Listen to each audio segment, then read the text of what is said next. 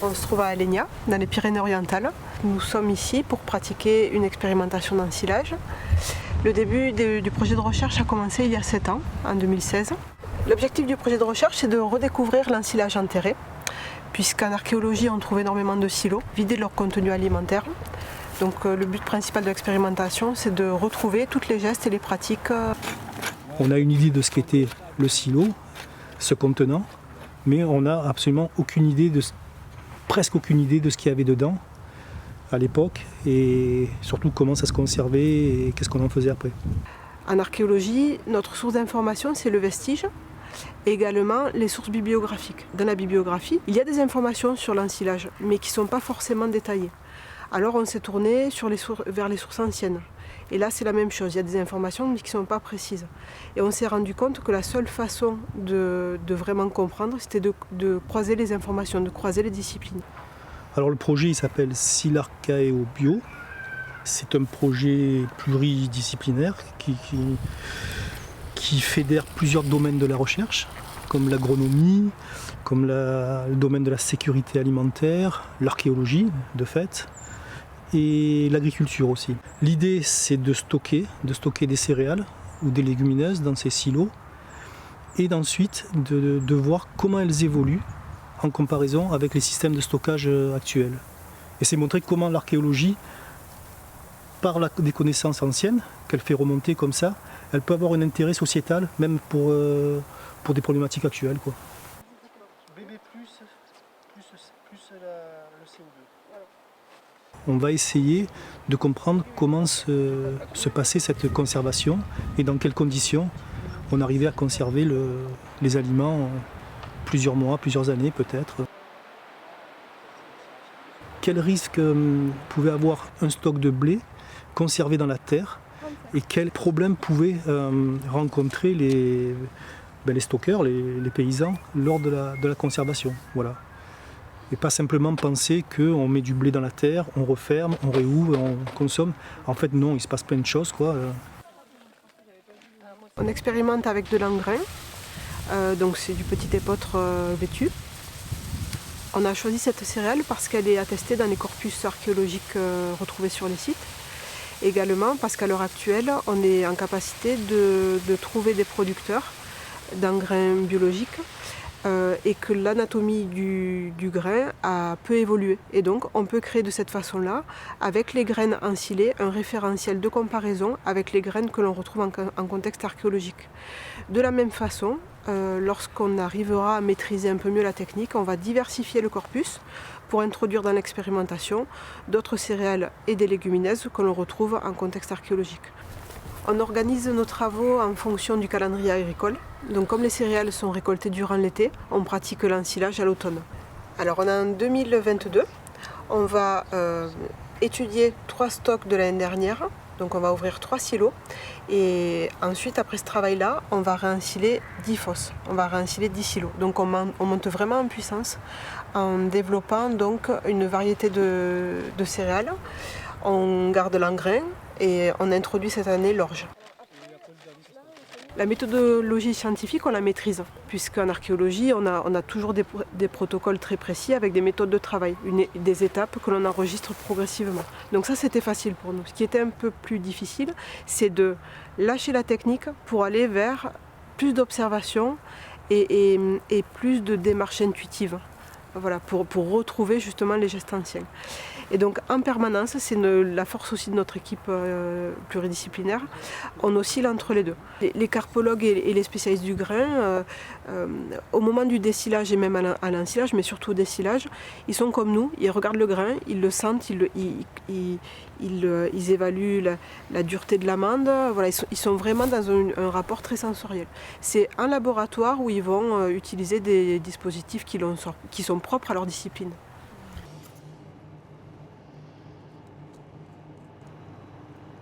Donc là, le travail que je suis en train de réaliser, c'est un travail de tri carpologique. C'est-à-dire que dans les sites archéologiques, on trouve souvent des macro-restes végétaux. Donc ces macro-restes, ça peut être des semences, des fruits, des pailles, des enveloppes, des tiges. Et donc le but de ce travail, c'est d'identifier ce qu'on trouve dans nos contextes archéologiques. Donc quels taxons, quelles plantes on va identifier et quel type de reste on va trouver. Est-ce que ce sont des choses qui sont nettoyées ou pas? Donc la question qui se pose quand on trouve ces graines dans les silos archéologiques, c'est est-ce que ce sont des restes de stock des populations anciennes ou est-ce que ce sont des déchets de type poubelle qui auraient été rejetés par ces populations au moment où elles ont arrêté d'utiliser le silo? Donc mon travail dans le cadre de cette expérimentation, ça va être d'aller regarder l'anatomie de ces grains après 1 an ou plus passés sous terre. Est-ce que le stockage en terre a affecté ces grains sur leur anatomie?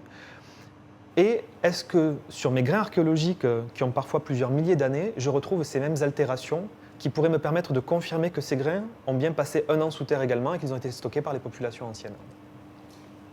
Dans les sites archéologiques, généralement, on retrouve les grains sous forme carbonisée. Donc toute la question, c'est d'avoir quelque chose qui soit comparable entre l'expérimentation et les grains archéologiques. Donc ces grains expérimentaux frais qui ont passé 1 an sous terre, je vais les carboniser en laboratoire dans le but de pouvoir comparer fidèlement leur anatomie à celle de mes grains qui ont parfois plusieurs milliers d'années. Les apports de l'expérimentation par rapport à l'archéobotanique et par rapport à l'histoire des populations passées, ça va être d'être capable par la suite de mettre en évidence les traces d'ensilage dans les sites archéologiques. Ça nous permettra de retracer l'histoire de cette pratique à travers le temps, depuis les premières populations paysannes du néolithique jusqu'à aujourd'hui, et de voir qu'est-ce qui était stocké, comment c'était stocké et combien de temps c'était stocké. Une pelletée, une deuxième, un petit tamisage, les gros cailloux s'en vont. Ça, c'est un petit peu fatigué parce que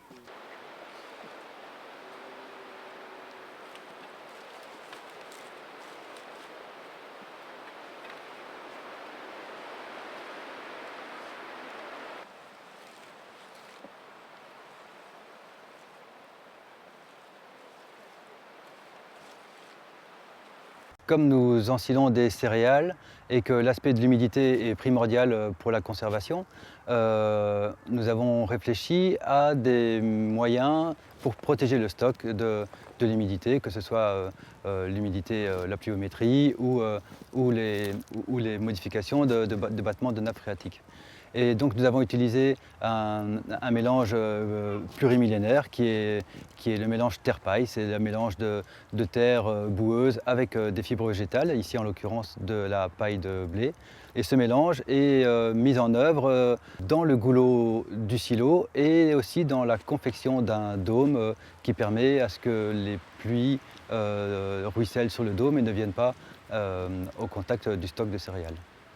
L'ethnographie et l'ethno-archéo nous donnent vraiment des pistes. Nous avons des mentions d'usage de terre foulée, de terre paillée foulée.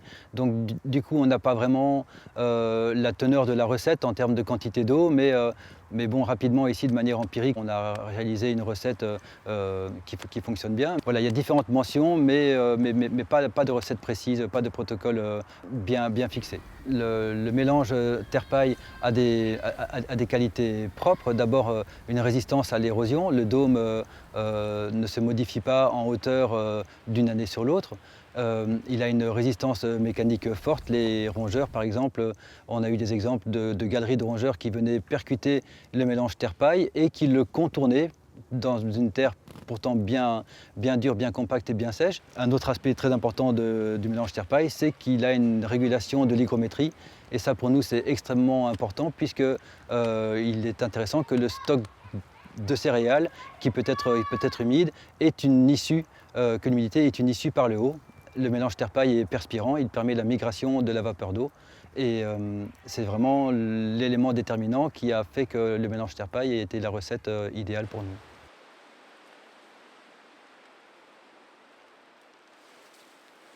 L'année dernière, nous avons testé au centre du dôme, plutôt qu'une grosse montagne de mélange terre-paille qui est assez humide, nous avons placé un cœur de terre sèche à l'intérieur du dôme, ce qui permet d'utiliser également moins d'eau dans la confection du dôme. Et ça s'est avéré tout à fait opérationnel.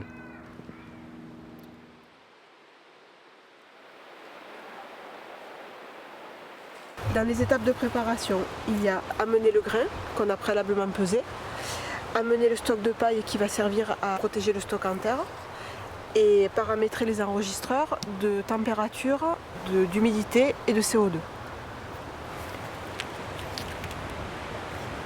85% d'oxygène et à 0,21 de CO2. L'enregistrement est fait.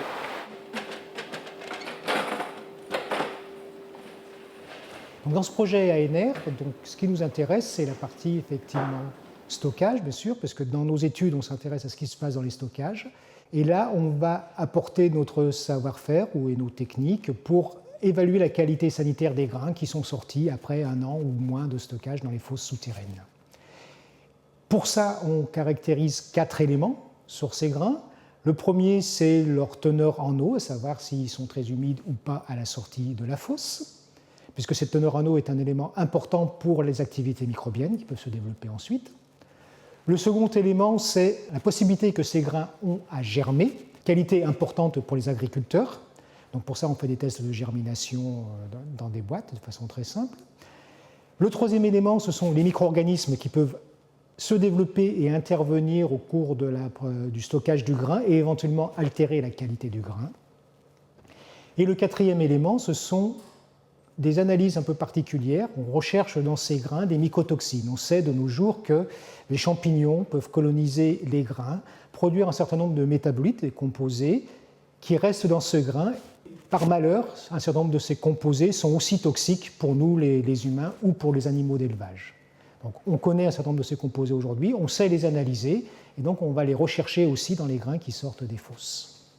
On n'a pas encore les résultats pour cette année de ces teneurs en mycotoxines, c'est ce que l'on va faire dans les prochains mois, pour dire effectivement si on a eu une bonne conservation du grain ou pas.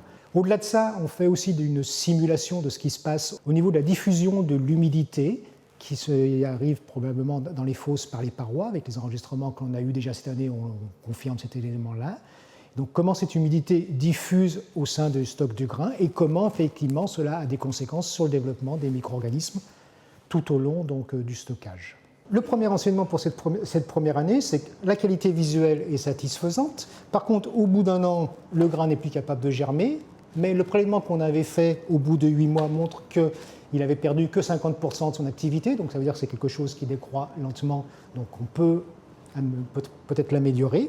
Pour nous, pour moi en particulier, qui m'intéresse à la production de mycotoxines et à l'évolution de la qualité des grains et du cortège microbien qu'il y a sur ces grains tout au long de la vie du grain, et en particulier au moment du stockage, ce projet me permet d'avoir finalement un champ d'expérimentation intéressant. J'ai un objet d'étude naturel avec ce sol, plutôt que de faire des simulations au laboratoire en rajoutant des températures, des humidités. On a quelque chose de naturel qui en plus peut renseigner donc, les collègues archéologues.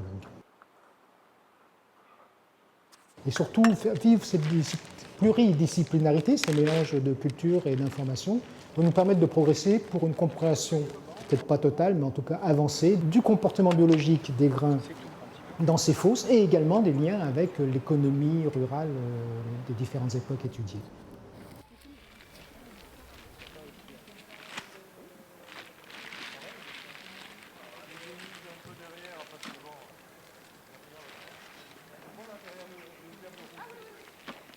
Derrière le